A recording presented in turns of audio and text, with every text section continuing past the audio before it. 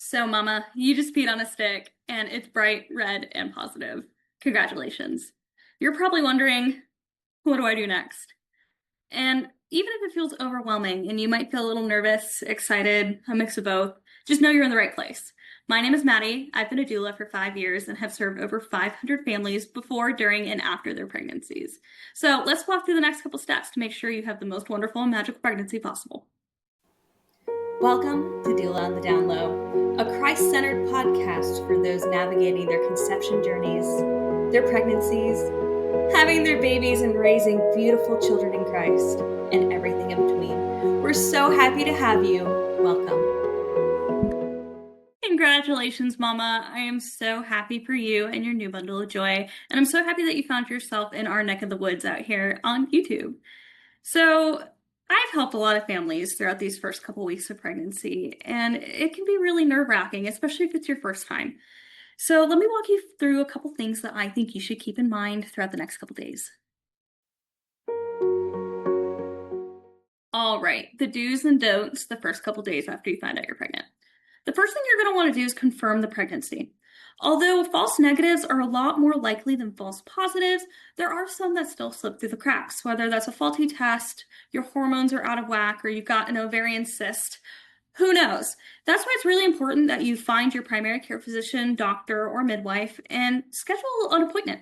So this can be a urine test or a blood test that they start off with, and this is to measure a hormone called HCG.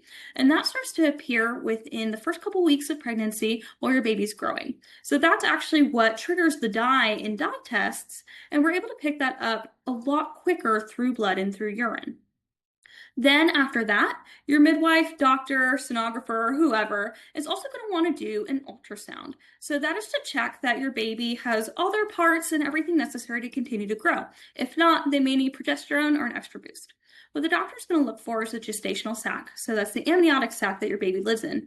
A yolk sac, the yolk sac that your baby's eating from until the umbilical cord is established and nutrition can go through, as well as the baby itself.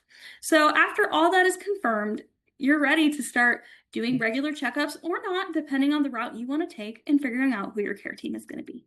During these first few weeks, you may also want to consider doing some lifestyle changes. So if there's anything that you need to do, maybe drink some more water, hit the gym, now would be the prime time to start making those changes. I also recommend that you get on a quality prenatal. So make sure it's organic and you know where it's coming from and it's not just some over-the-counter schmuck that you can buy from anywhere. If you have the MTHFR mutation or something similar, I recommend getting methylated folate. Your body is able to decompose it a lot better, but it is 100% necessary that you take some kind of folate so that your baby's neural tube is protected while it's growing. So, confirming your pregnancy, you may have gone to an OBGYN or your primary care physician. So, these are both doctors that have gone to medical school for 4 years, residency, and maybe even fellowship. OBGYNs, or obstetrician gynecologists, are doctors that are surgeons. They are trained for emergent situations where oftentimes they have to go in and do interventions such as vacuum births, forceps births, or C-sections like we see commonly. About 1 in 3 new moms do opt to do C-sections within the US, and that can be for a lot of reasons. So in America, we like to feel in control of things, and for some women, that can make them feel better about their birthing experience, and that's more than all right. What we see oftentimes too is a lot of birth complications within first-time moms. So that can be anything from a breech birth to baby being in a weird spot to maybe the umbilical cord being wrapped around or fetal heart rate being a little bit crazy and all over the place. So this can draw a lot of women to taking that route in America, and that's more than all right. What you can also look into, if maybe you want a birth with far less intervention, is having a vaginal birth within the hospital. You would still be over the observation of an obstetrician, but that's okay. That's just the route you want to go with. You do have to keep in mind, however, that with a lot of obstetrician gynecologist practices, that when you go in and see one OB, they might not be the one that's delivering your baby. A lot of times they're on a rotation cycle, so whoever's on call during that time period may be the one delivering your baby. So if you have an OBGYN, it might be smart to start talking to them about, will they even be there at your birth, right? So that's one of the things that I would consider when looking into that. Some other options we have here in Texas are midwifery care. So a midwife can attend your birth both at home and at a hospital, just depending on the staffing. So in Texas, we have two different kinds of midwives that you can look into.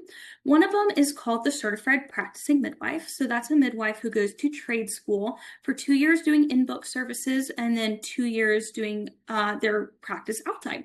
So that's with another midwife called a preceptor, and they have to attend 55 births before getting certified. The other one is a nurse midwife. So that's a midwife who goes to nursing school. They have their bachelor's in the science of nursing, and then they move on to become nurse practitioners. So a very specialized nurse with a doctorate in midwifery care. Although both can practice independently within Texas, some often choose to work under OBGYNs within birthing centers or birthing suites.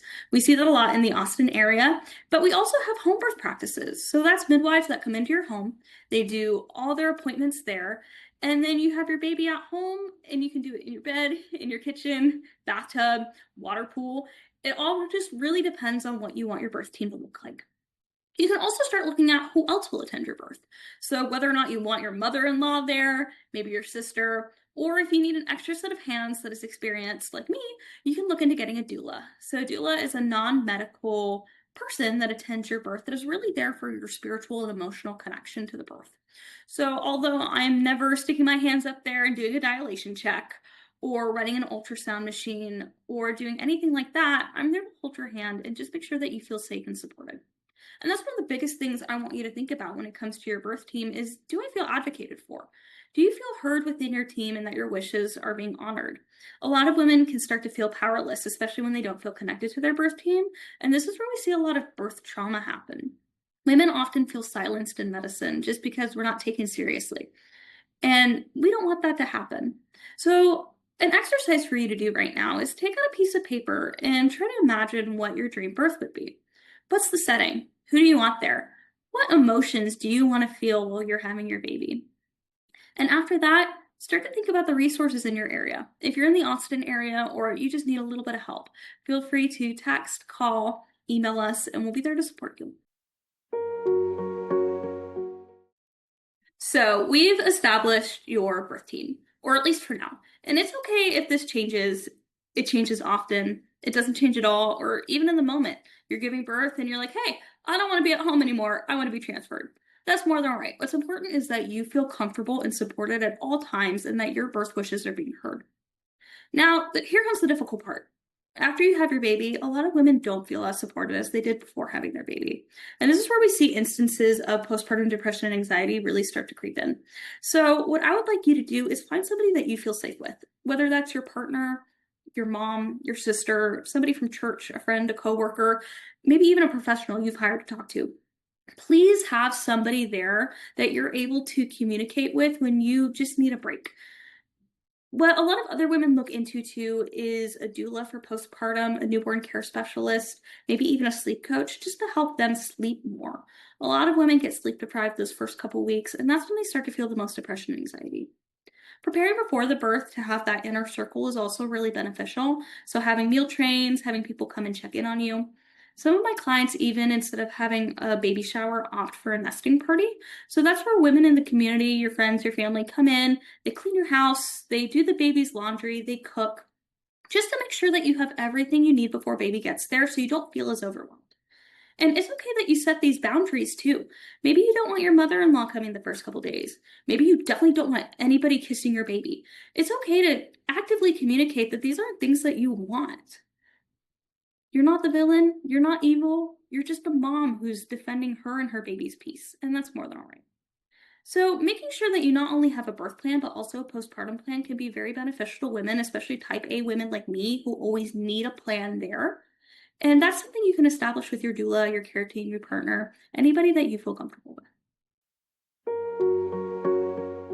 Thank you so much for sticking around to the end of episode 1 of Doula on the Downlow. We are beyond blessed that you found your way over here, and we just really appreciate your support. If you'd like to see more videos, please like and subscribe so that we can get you more content. In the future, we'll be exploring how to create a birth plan, what professionals are in the area, and how you can get the best support possible throughout your pregnancy and having your baby. Thank you so much. I am praying for each and every one of you as you go through this journey. I'll see you next time. Bye.